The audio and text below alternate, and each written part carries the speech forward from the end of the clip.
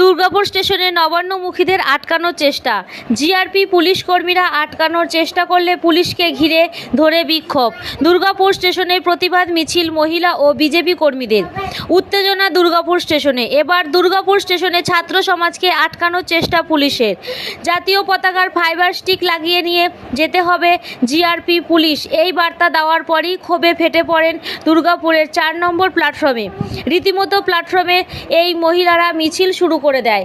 ক্ষোভে ফেটে পড়ে পুলিশের বিরুদ্ধে। কেন আটকানোর চেষ্টা হচ্ছে, প্রতিবাদে সরব হন ছাত্র সমাজ, পরে বিজেপি নেতৃত্ব। এমনকি মহিলারাও ক্ষোভে ফেটে পড়েন। মহিলারা ব্যাপক উত্তেজনা দুর্গাপুর রেল স্টেশনে। পরে পিছু হটতে বাধ্য হয় জিআরপি পুলিশ।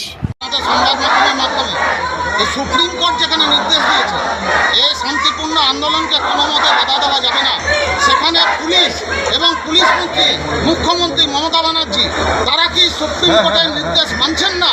যদি তাই হয় তাহলে পশ্চিমবাংলার মানুষ হিসাবে, একজন ভারতবাসী হিসাবে সুপ্রিম কোর্টের কাছে আমাদের আবেদন, যারা কোর্টের নির্দেশ মানছে না সেই পুলিশ, সেই মুখ্যমন্ত্রী, সেই পুলিশ মন্ত্রীকে অবিলম্বে কোর্টে ডেকে ভর্ৎসনা করা হোক, তাদেরকে গ্রেপ্তার করা হোক। কারণ সুপ্রিম কোর্ট যেখানে নির্দেশ দিয়েছে ছাত্রদের আন্দোলন কোনো মতেই শান্তিপূর্ণ আন্দোলনকে আটকানো যাবে না, সেখানে পুলিশ কেন বাধা দিচ্ছে?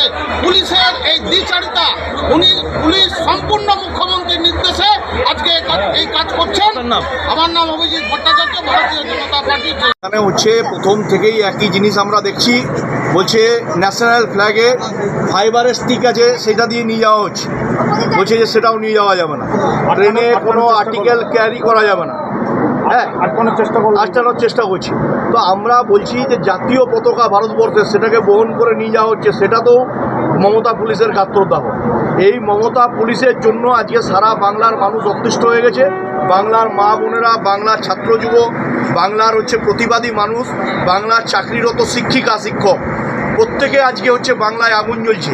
তারপরেও মমতা বন্দ্যোপাধ্যায়ের পুলিশ মানুষের উপর বুলডোজার চালাতে চাইছে। আমরা এই পুলিশকে পাল্টা প্রতিহত করতে পারি, আক্রমণের রাস্তায় যেতে পারি।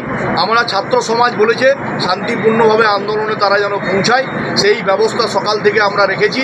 অগ্নিবীণা এক্সপ্রেস, কোলফিল্ড এক্সপ্রেস, 8টা 40-এর ময়ূরাক্ষী লোকাল থেকে শুরু করে বিভিন্নভাবে শয়ে শয়ে ছাত্রছাত্রীরা যাচ্ছে এবং বোম্বে মেল থেকে শুরু করে প্রত্যেকটা ট্রেনে ভারী সংখ্যায় আজকে নবান্নর উদ্দেশ্যে মানুষ এই বর্ষণ মুখর দিনেও কাঁধে জাতীয় পতাকা ভারতবর্ষে তুলে নিয়ে নবান্ন অভিযানের দিকে অগ্রসর হচ্ছে।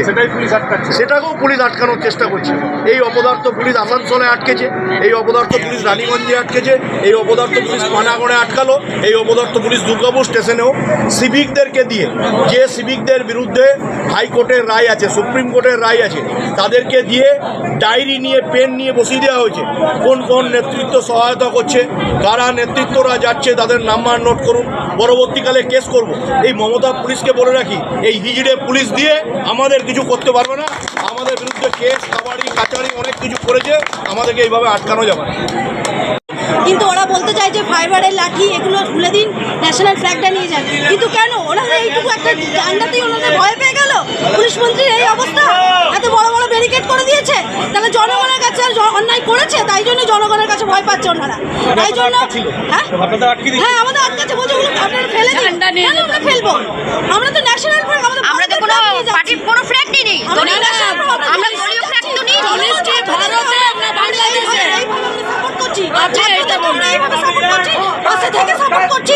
আমরা ঝান্ডা নিয়ে, আমরা ন্যাশনাল ফ্ল্যাগ নিয়ে যাবো। ভারতের ঝান্ডা যে নিয়ে যাচ্ছে, যে আপনারা এগুলো খুলে ফেলে ন্যাশনাল ফ্ল্যাগ সবারই না বাংলাদেশে। কি নাম আপনার? হ্যাঁ, আপনার নাম? আমার নাম মিতালি হাজরা। হলো কি দাবি ছিল পুলিশের কাছে? পুলিশের কাছে দাবি ছিল এটাই, আমরা সবসময় চেয়েছি, দেখুন পশ্চিমবঙ্গের একটা মহিলা মুখ্যমন্ত্রী হওয়া সত্ত্বেও আজকে মহিলাদের কোনো সুরক্ষা নেই।